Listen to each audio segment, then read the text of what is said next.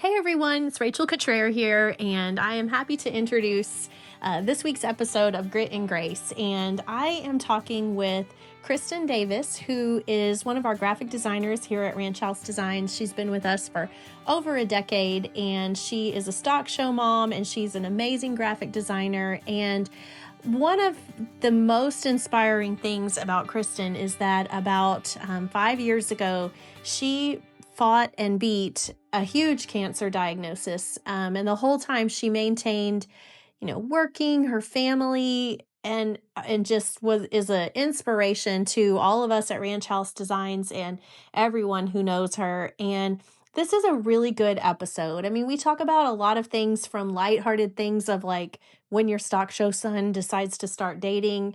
And then we talk about some really deep things like her cancer battle and the things that she learned there, and through it all, I think the main message that comes out is that, Kristen got through all of this through her relationship with God. And she shares that you are stronger than what you think you are. And no matter what you're going through, you are not going through it alone.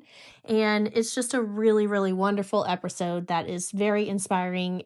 Someone that I'm proud to work with and more proud to say is one of my best friends. So hope you enjoy it. Here's Kristen Davis on the Grit and Grace podcast. Hey everyone, welcome to a really special episode of Grit and Grace, from the barn to the boardroom and beyond. And I'm your host, Rachel Cottrell. And today I have the honor of speaking to someone who has been part of our Ranch House family for over a decade now, and an incredible woman in so many ways, Kristen Davis. So welcome, Kristen. Hi. So for our Ranch House clients, many of you are familiar with Kristen because she is one of our talented graphic designers. But at the same time, she is also a dedicated show mom.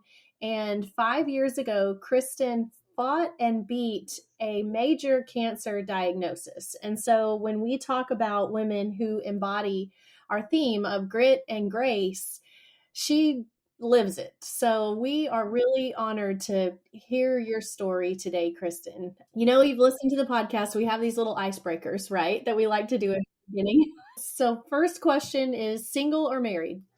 Married. It'll actually be 20 years on the 17th. So we're really excited about that. So was this love at first sight, or did it take a while? It's actually a super funny story. I went to the same high school Jeremy went to, but years apart. So I went to high school with his brother and sister-in-law. However, I had no idea Jeremy even existed. He graduated the year before I started high school, and we met a few years into college through a really good friend of mine, and then the rest was history. What high school was that? That was East Menard High School. Oh, okay. I didn't realize y'all both went to East Menard. Oh, yeah, for sure. Super rivals of Bowling Bulldogs. Yes, yes, So kids? yes. Two kids. We have Jaden, who is 18. He's away at Blinn College in Brenham, and Parker just turned 11. She's in the fifth grade this year. So on a scale of 1 to 10, how much do you like Facebook and why? Okay, I would have to say a 9, just because we actually live in the middle of nowhere. Like, we don't live in town, we live far from people and our little community, and we get all of our little like community news from Facebook. It helps me stay up to date with all the activities at the school, and including sports and our FFA group and 4-H group. It's kind of embarrassing to say, but I believe I use it more than I actually watch the news. I can relate to that. Yeah. Okay, so then same question on a scale of 1 to 10, how much do you like Instagram? I would say 8 or 9. I just use it less than Facebook, but I still use it a lot. I actually have my little pages for the books I've read. We have a book club, and I keep accountability posts for that, and then I get books to read from that. So that's what I use Instagram for. Oh, that's cool. It's like like a local book club. Yes, it's just me and small group of friends, and we read a book a month, and then we talk about it, and then talk about everything else we read. So yeah. So are you on TikTok or Snapchat? I'm on TikTok, not that I actually make videos, but I learn all kinds of stuff on there. Like, I need to look up a recipe, I need a dinner idea, TikTok, life hacks, TikTok. I think I've learned so much on TikTok since it's been a thing. But when it comes to Snapchat, not so much. I'm gonna date myself here, but I don't really know how to use Snapchat. I have to have my kids teach me. I'm the same way. I think I remember getting it when it first came out because I loved all those filters that, and now my kids have wanted me to get back in it. But like the filters that I used to love that would like, put you with a flower crown on and stuff, I don't see those anymore. So I don't know. Yes, I can relate. So you work from home for Ranch House Designs. You've been working from home for gosh, maybe 5 years now. How fixed up do you get on a daily basis? Oh my goodness, I'd have to say about a 7. I'm really trying to be more intentional about this. Working from home, it's so easy for me to go, oh, well, I'm not going to see anybody today, so I'm going to just put on joggers and a t-shirt. But I've learned that if I give myself a routine, like get up, get dressed up as if I'm going into the office, throw on a little mascara, and it makes me feel a lot more put together and I have a more productive day. It's not always about going full glam, but creating a sense of normalcy and confidence, it really works. It helps me a lot. Yeah, I would admire that in you because I do go into the office every day and I don't do that. When like clients are like, "Hey, we want to set up a Zoom call." I'm like, "No, we don't. We do not want to set up a Zoom call." So, what time do you usually wake up and what time do you usually go to bed? Oh, I am like an early to bed, but early to rise person. I try to get to sleep around 10:30, but I wake up at 5, sometimes even earlier. I just like to get a head start on the day while everybody's sleeping, get situated, get in my groove. And yeah, that's just been my routine for years. Anybody who works with you knows that sometimes we might get like an ad proof at, you know, who knows what time. And you might have like 3 projects due for a day and they're all done by 6 a.m. Yes, that's definitely me. So on a scale of 1 to 10, what is your stress level right now? Yeah, I'd have to say like a 2 or 3, but I try to keep it low. It's funny how cancer changes things. I mean, you end up not stressing over the little stuff anymore. But that being said, I've always been one to work way ahead of a deadline. I mean, hence 6 o'clock in the morning. But I give myself time so that everything is all lined out in case the event I'll be out or away. Yeah. Yes, we definitely like to work ahead, that's for sure.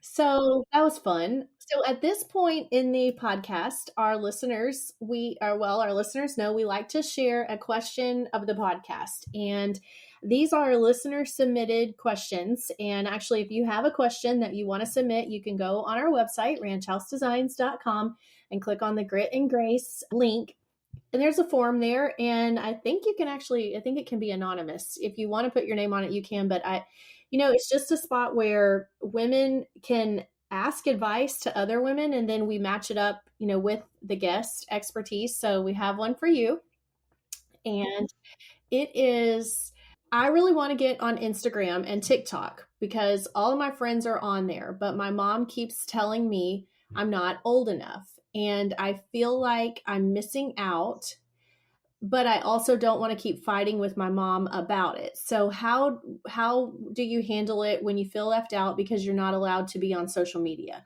Oh, that's such a tough one. I've actually been dealing with this at home with my youngest, so I completely get it. Peer pressure's fierce. Here's what I always come back to. First and foremost, speaking to a young adult or a young person, you've got to do what you know is right in your heart. You've been raised with a sense of right and wrong, and deep down, you already know the answer. But the truth is, you're really not missing out on much on these platforms except for people's highlights reels.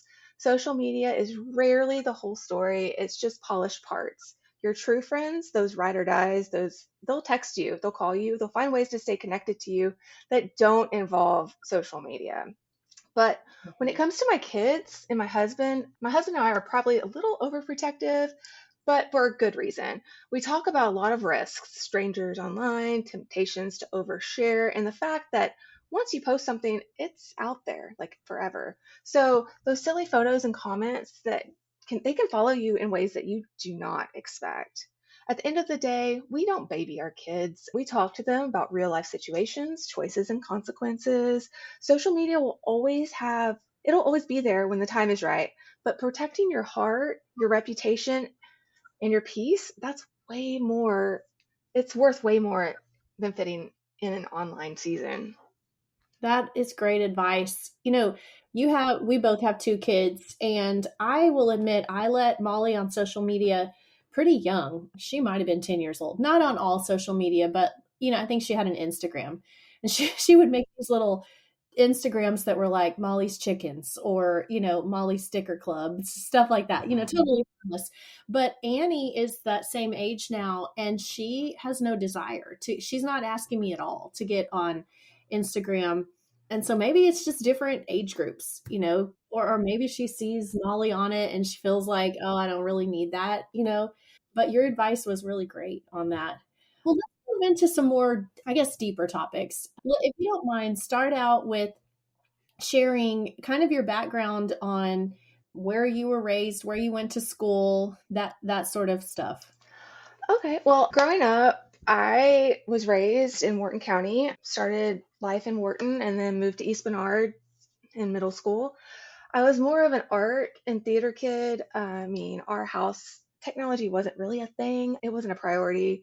And honestly, it feels archaic to even say this, but I didn't have a computer, the internet, dial up, or anything. I didn't have a cell phone until I was 16. So, like, none of this stuff was like really in my life then. But my kids love to tease me and saying, like when I tell them the stories, they're like, "What's next, Mom? You walk 2 miles uphill in the snow to school?" I said, "But it's true. But we had one TV in the living room, a VCR, and a phone that was literally connected to the wall." So I'm really dating myself now. But since I didn't grow up on a farm, my extracurriculars were like classic creative kid ones: dance, art, theater, drill team, photography. That was my whole world. So I have to ask, we're dating ourselves. Were you ever an AOL user? Like, do you remember those CDs that they would send in the mail and it was like 10 free hours of AOL? Yes, we had AOL when we finally had internet, but yes, yes.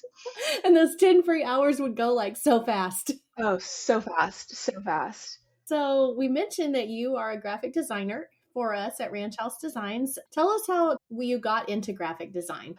Oh gosh, feels like forever ago now, but my love for graphic design really sparked when I was about a sophomore in high school.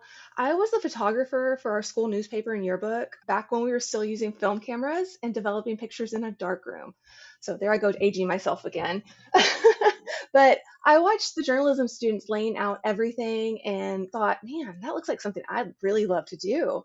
But when it came to college, it was a no-brainer. The Art Institute of Houston is where they had just launched their very first bachelor's program in graphic design and photography, and I became an inaugural graduating class with the first group. My real first design job, it was with a newspaper in Fort Bend County called Hartman Newspapers.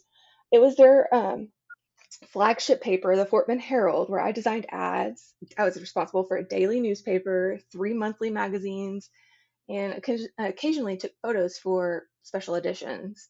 But I was also a big part of the pre-press department, like running the newspaper and making plates for printing. Those hours were so long, but that experience gave me such a strong foundation for both design and production. After that, I spent some time at a local sign company where I learned the world of large scale design, vehicle wraps, billboards, big signage all over Houston. The best part of that was seeing my work literally driving down the road. That was when I knew I was hooked for good. That would be so cool. So we are older, I'm 45. And how old are you, if you don't mind saying? 42. Okay, 42. And so graphic design and technology then was just way different. And I worked well, did you ever design in this program called Cork Express? Do you remember that? Oh, yes. Yes, you had to have like this little key. Do you remember it was like a little hookup thing that you had to put in the back of your computer to make it work? That was the license. And I worked at the Eagle in College Station when I was a student there. And I mean, I can still picture it, just what you're talking about, like those big giant newspaper machines. And the thing about designing for a newspaper is that you have like a specific space, whether it's three columns or two, columns and whatever this is. And I think that that really forces you to have discipline in your design because you're working with a designated space and you're on a pretty tight time frame and daily deadline. And it really, I feel like if you can do that, you can do pretty much any job in graphic design. That type of experience is so good. Well, then next, role is when you joined us at Ranch House Designs over 10 years ago. And would you share that story with our listeners, how you got with our team? Yes. So back 10, almost 11 now. It's a funny story. When I first interviewed, I was 8 months pregnant with my youngest, and it just so happens that it fell on my birthday. So I was interviewing big pregnant on my birthday. I was so nervous because this is not, in my mind, it was not the ideal situation to be interviewing. But you took Rachel, you took a chance on me and held a spot for me. And so I started part time, which was perfect for that season of life. And then just within a few weeks, maybe a month later, I was brought on full time. And I've loved it ever since. They say if you love what you do, you'll never work a day in your life. And honestly, I can say that's true for me. When you started, if I remember, you didn't know a lot about cattle, right? That's right. Yeah, I mean, and it was basic things. I'm not even sure. Did you know like the breeds of cattle or not really? No, no, I knew what Brahmin was because that was our school mascot, but I didn't know much else. Now, 10 years later, if you name any major seed stock ranch in the USA, there's a high likelihood that you have created designs or a website for them. And that's amazing. Yes, it's so fun. I love it. Yeah. So that you kind of mentioned your, family background and connection to agriculture, but really you didn't have any. You didn't grow up in an ag background. Do you want to talk about that? Sure. So we always joke that I didn't grow up in ag, but I got here as soon as I could. My husband, Jeremy, he was surrounded by agriculture from day one. His dad graduated from Texas A&M in agronomy. He farmed rice in Winnie before they moved to East Menard. They grew up raising livestock, showing it, and judging it all over for the time they were, in high school through college, and me, not so much. I was taking art classes and performing in theater arts and doing honestly more focused on design and shopping than anything ag related. But now it makes our story kind of fun. Our kids show, or well, my son did show before he graduated, and he still plans on, doing so at the junior nationals and stuff. Parker is loving it. We try to do shows every time we can as time allows, but it's just part of our life now. I love that because I think, I mean, I talk about this a lot, but I think there is still a stereotype out there that you have to have inherited some land or you have to have come from a big ranch if you want to be successful in the show cattle world. And I grew up with that. I grew up like in a storybook, long time legacy ranch, and then when we started BRC, one of my biggest fears was like, are my kids going to be able to do well in stock shows if I have this no name brand that nobody knows about, And your stories, like your family, just show that this community is welcoming to anyone, and you can come in, you can plug into the show cattle world or the livestock world with a century of experience or zero experience, and there's a place for everybody. Yes, yes. When Jaden started showing, he started with a pig, and from just within a few years, we were showing almost every species. So it's just, we started from nothing, and now we look back and kind of laugh at where we started from, but we wouldn't be here today without it. Yeah. So walk us through how y'all, what was that initial project that got y'all into showing? Oh my gosh, it was a pig. So Jaden started showing a pig. We knew nothing about it. He, we didn't even know how much to feed the pig. We didn't have a feeding program. We didn't have like mentors at that time. Like we just jumped in and just went for it. But what really got us into showing was when my son started showing heifers. We got a heifer, and that was it. Like his love for cattle and the cattle industry just blossomed from there.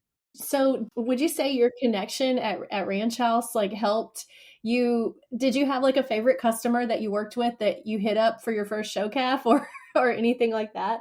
Yes, actually, yes. So we went show shopping for animals and such, and we came across Nick's Farms, one of our RHD clients, and we were just learning what cattle were supposed to look like. And everything. And Dalton became one of our lifelong friends and mentors along the way. It was our very first heifer. We named her Fancy, that started everything for us. Passion for cattle, which we show and breed today.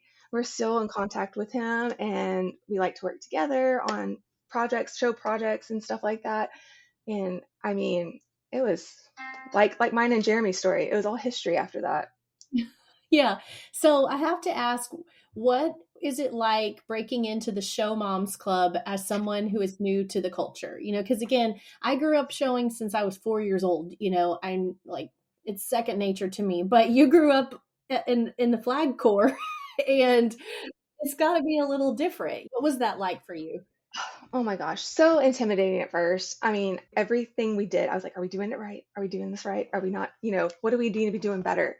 And I never fathomed there was so much into showing, like that you needed certain halters and certain feeds and supplements and all these things that go into taking care of your animal. It was through our very first like group of friends that we learned the ins and outs of showing. And I mean, the friendships that we made along the way are so important to us. I mean, we wouldn't know a thing if it wasn't for other show moms, that taught us the ins and outs, or show dads that, are like, hey, try this, Mhm. do this, or go to this camp.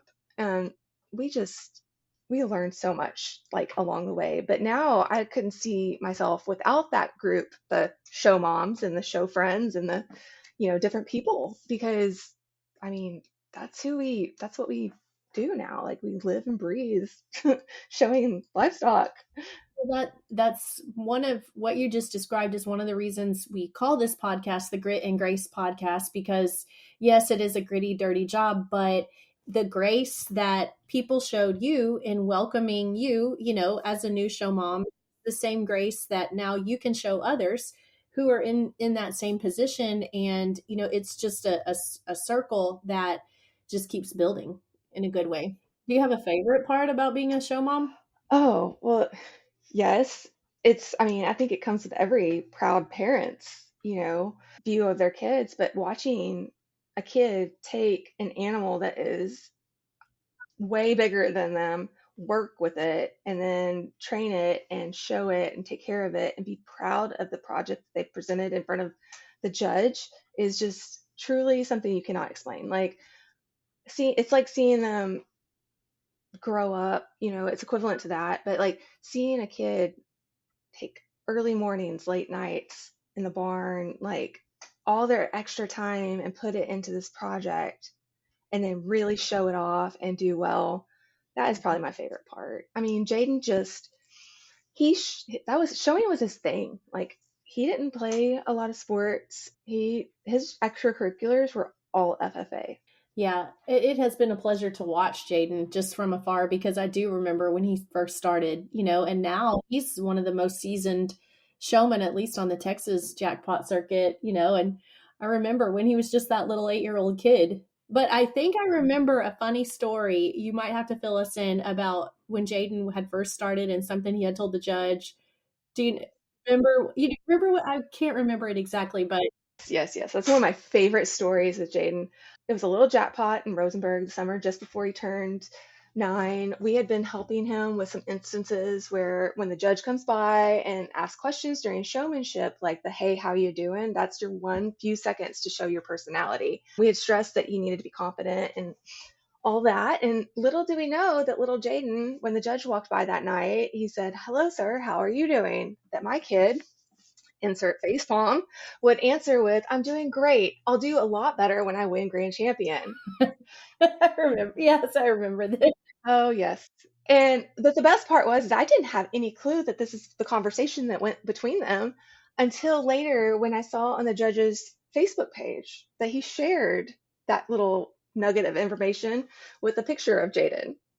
So I guess it was all lessons learned, and needless to say, we told him to reel back his personality just a This bit. is like when you're hoping that like Jaden's senior year, that guy is judging San Antone and he remembers him or something like that. Yes, yes, yes, I love it. Gosh. Well, what would you say it is like to be the mom of a stock show boy? So I'm totally familiar with stock show girl life, but it's got to be different with a son. It's just so much fun. He's just a different kid, but like showing with Jaden, watching him shine in the show ring was just amazing. Like I said before, we watched him work so hard with his animals and take so much grief from being like a show kid or like an ag kid rather than a football kid, and just the grit. I mean, Mhm. the resilience that he had. Just to see him go out there and take this like I don't know, insecurity, and then right as he walked in the ring, turn it on. Like, it was really cool to see. And him being one of the only boys doing it at that time, it makes me smile. Like, Anybody who's familiar with Texas football knows that Bernard is like a mecca for football and athletics. I mean, East Bernard and Refugio, Texas are like, football central. And, Jaden chose to take the path of being a cattle kid, in a football town. yes, and it was hard. His freshman year, he realized that he wasn't the biggest or the strongest or the fastest on the football team, and he wasn't going to get a lot of play time. And so he went to have like a quite frank conversation with the coach and be like, hey, I need to focus on what's going to get me to college, not what I like to do right now. And so I'm going to focus on that. And it took a lot of nerve for him to do that because it's intimidating to go up to an adult and say, hey, I need to focus on this. And he just took it and ran with it. Yeah. Would you say your family has a favorite stock show? Oh, 100%. Fort Worth. That's just my favorite. I love Fort Worth too. Well, I will take that back. My kids have never shown at Fort Worth because that show ring is very intimidating. I mean, it's a big show ring and it's a lot. But yeah, what do you love about Fort Worth? I don't know. It's just something about those old cattle barns and the people there. It's just different than all the other shows we've been to. It's just a show that's held a lot of memories for my family, like not only in the show barns there, but it's like it's just a place where a lot of good things have transpired, not to mention the cinnamon rolls. Oh my gosh, they're so good. Do you have any other like show mom tricks in your back pocket that like jackpot survival tricks that you would share? A couple. Like, so we've noticed that my boys do better when they've had breakfast. So I started making breakfast the night before just to be able to throw in the oven and warm up so we can take it on the go as we head out the door. Like, while everybody's getting ready, those last few minute things that we're throwing in the truck to go. And the day goes a lot better for them when they've had a little bit of food, not junk in their stomachs. So that's been a priority. Like that's been one of the top ones that we keep. But also, I've learned that even though you don't think it's going to happen at a stock show. Whether it's going to be a bee sting, a fever, something's going to happen, and you're not going to be prepared for it. So I started carrying this small little compact full of like all the necessary medicines for just those occasions. I remember one stock show we were at in I think Laporte, and Jane had broken out in hives from the heat. And I was like, okay, from here on out, we're taking Benadryl with us everywhere we go, just in case. And so that was been a lifesaver. Hi, I'm Kirby Fuchs, Vice President of Creative Services here at Ranch House Designs. Every new logo and website we create comes directly through me and our incredible team of project managers. As a farmer's wife, I understand how important it is to have someone guide you through the process and make it simple, stress-free, and professional. When you book a logo or website with RHD, you'll have a dedicated project manager walking alongside you every step of the way. Ready to get started? Request your free consultation at ranchhousedesigns.com. I want to move into our next topic, which is your cancer journey. And it's a part of your life that is very serious, but very inspiring. And for our listeners, I mentioned that Kristen has been part of our RHD family for over a decade, but almost 4 or 5 years ago, there was a distinct moment that changed it really brought our whole RHD family to our knees. And that was when you got your cancer diagnosis. And I would say not just our RHD family, but our customers, because many of the customers that you work with, they love you, and it was just it was a big thing. Yes, it was a big thing. It's wild to look back on now because there were so many signs that now looking back on it, I'm like, how did we miss that? Like that fall, we moved into a new house, and from moving, I was covered in bruises. Like I had bruises all over my arms. I was constantly tired. These are all like classic leukemia symptoms, and I just brushed it off, telling myself, oh, I'm clumsy. And if you know me, that's not far-fetched because I run into everything. Back when in January 2022, I had gotten COVID. It knocked me down so hard. And even after the fever broke, and I just never bounced back. I was exhausted. I was weak. I couldn't walk very far without like just being completely out of breath. Like it was as if I had ran a mile when I had walked 20 steps. And I chalked it all up to being like side effects of COVID. By the end of January, when we were in Fort Worth, with my oldest showing his heifer, my little one wasn't showing yet. I couldn't walk from the parking lot to the gates without having to stop and take breaks. I was just, I was at my breaking point. I was like, what is going on? What is wrong with me? So on the way home, I had made an appointment with my primary care and they had run blood work. And she was like, your hemoglobin is a 4. Well, for most women, a hemoglobin is supposed to be between 12 and 15. And my doctor honestly didn't know how I was walking around, let alone driving from Fort Worth to East Bernard. They gave me a blood transfusion at the hospital that day and they sent me home with a diagnosis of anemia, which I was like, well, this is weird, but I'm just going to trust the doctors and go with it. About 2 weeks later, I was back in the same place, different doctor, taking tests. The test came back and he called me on a Friday and said, I don't want you to panic, but your labs are showing that you might have leukemia. I'm thinking, no, that's not right. Like it couldn't be leukemia. I'm fine. And just he said, well, it might be from the blood transfusions. It might just be bad labs. Let's retake them. But in the meantime, I want you to get with an oncologist. Well, getting an appointment with a brand new doctor is not very easy. So I couldn't get into them for about a month. It was like going to be a month before I could see an oncologist. But 2 weeks into that month, I was passing out and I had like this is probably graphic, but I was coughing up blood clots and it was scary. I was terrified. So I had a televisit. Like I begged them to get me in and they set up a televisit that Friday, the 2 weeks in. And it was a Friday and the office was closed for the day and I was just gonna sit there because the internet was better at the time at the office than it was at my house. But I had my Zoom open and the doctor was like frantically going through my paperwork, panicked and said, pack a bag. There's a bed waiting for you at the hospital near the med center, and you need to be there by 3. Mind you, it was like 1:30. I was shaking. I was like, this can't be real. I remember talking to you, Rachel, on the way from the office home, and we were both crying because we didn't know what was going on and we had no answers yet. So that weekend was a blur of tests. I mean, every test imaginable, I had it.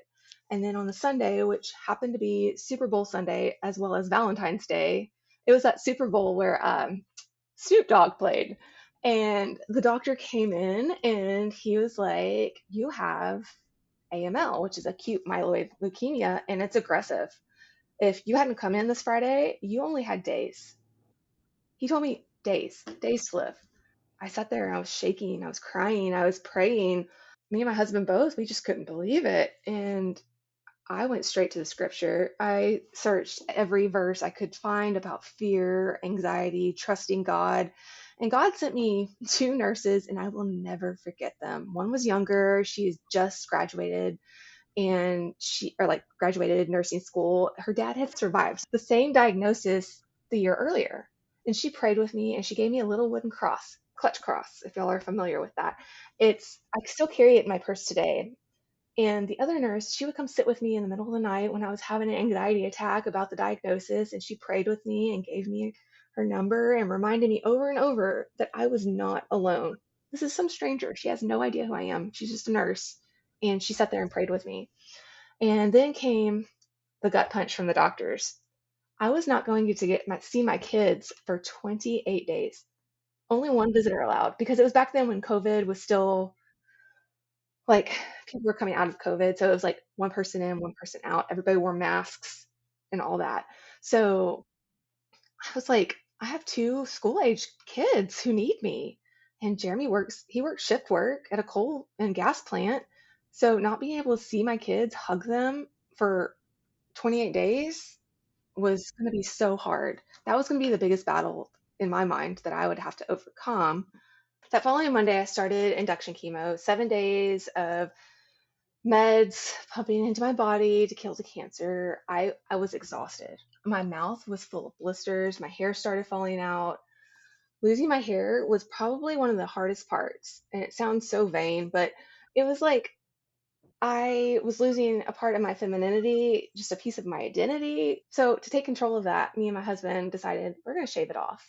And I cried so hard. I was just so upset. And it was just hair. Like looking back on it now, it's just hair. Like it was okay. It was going to be okay. And they gave me the news that the chemo did not work. Me and my doctor sat there and cried, and they gave me a referral to MD Anderson where I was going to try a trial, like a trial for chemo and treatment for this going into a stem cell transplant. And I remember going to go home that weekend and hug my kids and just be with them after not being with them for almost a month. And God got me through it. Every time I was scared, I prayed. Every time I couldn't sleep, I prayed. He carried me, my kids, my husband, my friends, family, coworkers, my RHG family. I mean, they were all there. They lifted me up in prayers, notes, text. I mean, even when I felt alone in that hospital room, I was surrounded by all the people, all of my people. And in June 22, after two hospitals, two medical teams, 4 rounds of chemo, and a stem cell transplant, I was finally told I was cancer free. But it came nearly 7 months after not seeing my kids on a regular basis. And that's a sacrifice I'll never forget. You just say this like it was just, oh, but like, my God, you went through hell. Like, you did. And I can also say during that time, you never missed a deadline. You're not giving yourself enough credit. You worked the entire time. And he kept telling you, do you know, do you need a break? And you would say to us, no, give me work, like give me project.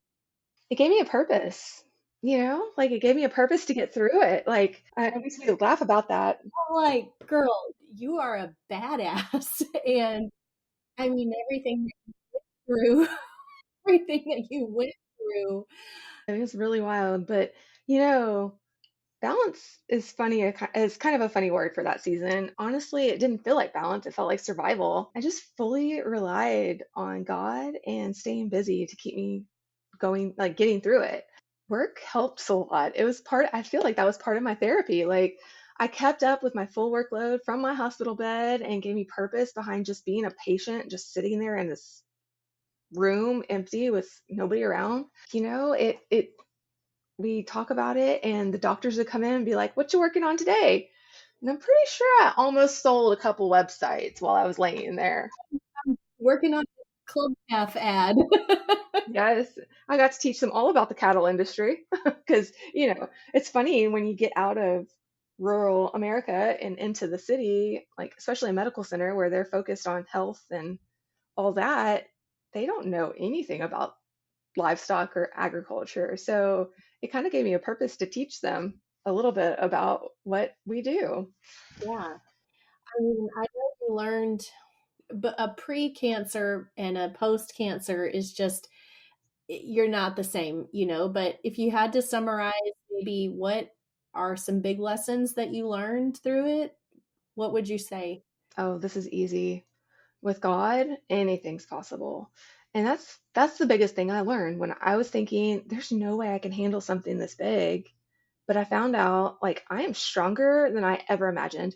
I discovered I have more fight in me than I ever thought was possible. And I can do hard things. It wasn't just physical strength, it was emotional and spiritual too. I learned how to lean on God in a way I never had before. I learned how to accept help from other people, which is very hard for me to do because I am a do it myself kind of person. It was a humbling lesson, but such an important one. So, if anything, I came out knowing that I'm a fighter, but I don't fight alone. Do you feel like your perspective changed, before cancer and then after beating cancer? Oh, yes, it's completely different. I mean, I've talked with my friends and family, and it really comes down to this. It's the little things, they don't matter anymore. Disagreements, the little stuff that used to cause me so much anxiety, I would get worked up, and it's just not worth the energy. But what matters is soaking it all in.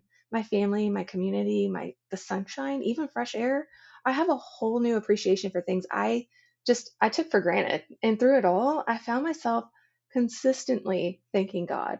My diagnosis, it showed me what it really meant to rely on him. Not halfway, but like completely letting go. And I'm a control freak when it comes to being prepared for things and having it all together. But like I learned how to let go and just trust. That your message is one that the way you survived your cancer, but I think really that message rings true for anybody that's facing any struggle in their life, whether it's a life changing thing like cancer, or it's, maybe even just some of the day to day stresses that we all undergo. Would you say you have like a message that you wish you could go back and tell yourself on the day you got that diagnosis? Well, I probably wouldn't have listened to myself, but I would say it's all going to work out. Don't sweat the small stuff because the things you're upset about at that moment, they're really the most insignificant things. God's got a plan and a purpose, and it might not be your plan, but trust that something better is coming. Take one day at a time and just keep going. Do you have could you offer like a message of hope that you would want other women to hear or to to learn from your story? Oh yeah, for definitely. I would want women to know that just because your situation doesn't feel good right now, it just seems like a bad situation, it doesn't mean it's the end of the story and there's not a good day ahead. Like just don't give up. Never give up. That prayer that you're praying, that hard lesson you're in, or that hard season you're in, it might not seem like it's the best, but try to look for the good in it. I always tell my kids, if you can't find the good, be the good. My cancer diagnosis was devastating in that moment, and I couldn't even process what it meant for our family. But now looking back on it, I see the people God put in my path, the nurses, the volunteers, the churches that reached out, the chance to share my story just like this. It all happens for a reason. And if my story shows anything, it shows that people are stronger than you think you are. Like you're stronger than you think you are, and you don't have to do it alone. My favorite Bible verse that I'm going to end this whole thing that I want everybody to know is, "For I know the plans I have for you, declares the Lord, plans to prosper you and not harm you." Jeremiah 29:11. It's the same verse that we had printed on our little cancer awareness bracelets. And I still carry it through me today that even though in that instance, you know, God was telling Jeremiah no, but he knew that he had a plan for him. And same it goes for everybody.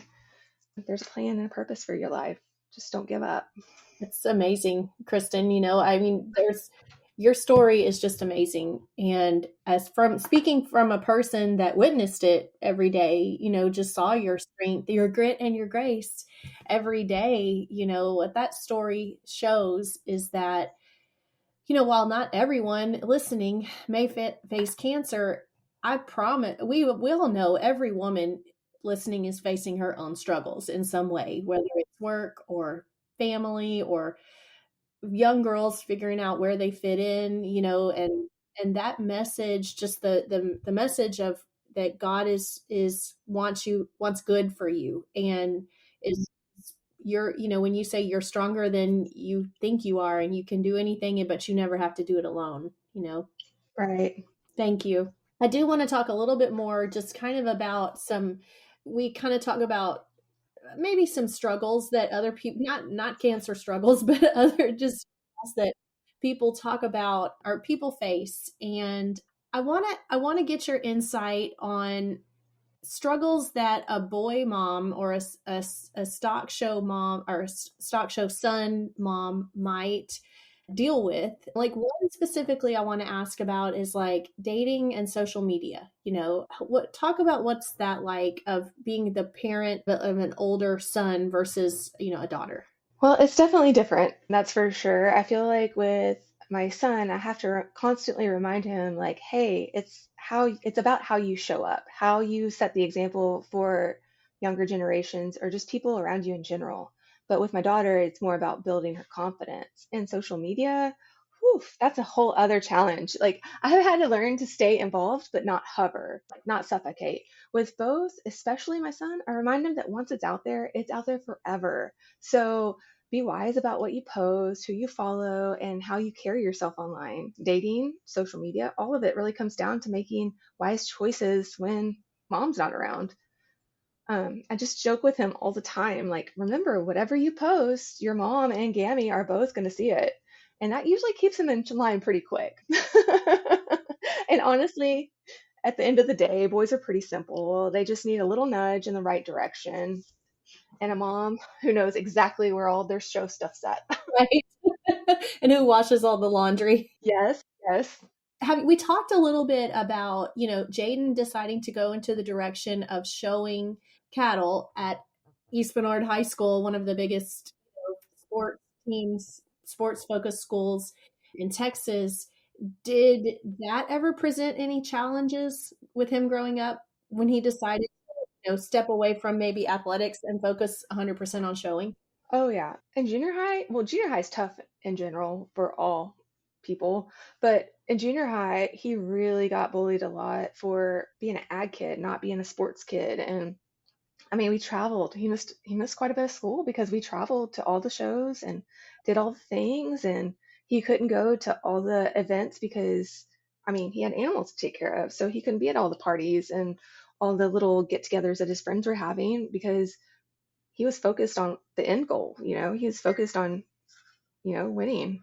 He just, I mean, he struggled with that, but we always, like I briefly mentioned earlier, he would come home and he'd have all these like complaints and negative things that he would say about school and friends and people bullying him about being an ag kid.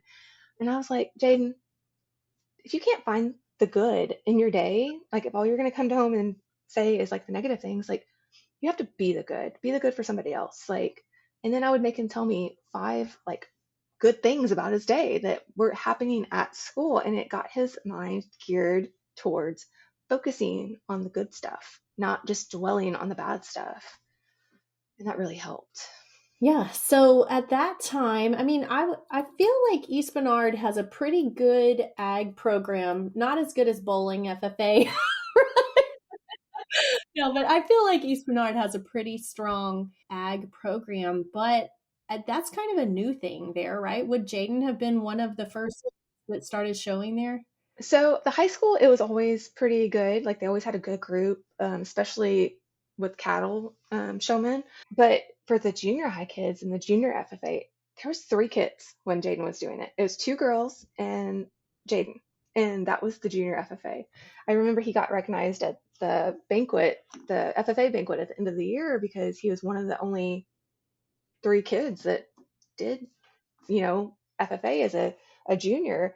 And I mean, that was years ago, but now I look at it and our junior FFA is huge. I mean, 20 or 30 kids now show up for every meeting and are actively involved showing animals, whether it's not just at our county show, but like showing at the majors. And it's cool to see. It's just cool to see it grow. How about dating? Do you even want to talk on this subject? Well, it's kind of funny, and I don't know what it says about Jaden, but he's probably gonna get embarrassed. But dating was funny. It just always happened to be that right before major show season, he was single, and so he um he wasn't like big into the social media thing, but like he made sure that he was available, I guess, at the show so he could flirt with all his people from out of out of Wharton County, I guess. And it was just funny to see him like act so silly about, when it was show season. So yeah, but no, he really didn't have. He dated a couple girls, like seriously, I guess. I guess as serious as you can be for a high school kid, but he really didn't like that wasn't the focus. He was focused on his end goal, like getting into college and pursuing his dreams with the livestock industry. So, kind of wrapping up here, I guess our last topic, I do want to talk a little bit about, your ascension into what I'm going to just call it and say your the best graphic designer in the cattle business. I mean, you're amazing, I mean, and no, I mean, I would say in my mind, I've got like a list of maybe like 5 talented cattle graphic designers. I think you would feel the same, like, people that we respect their design skills and their style and stuff, but you're for sure one of them. And you have a great style and very creative, and you can definitely tell your work when it comes out.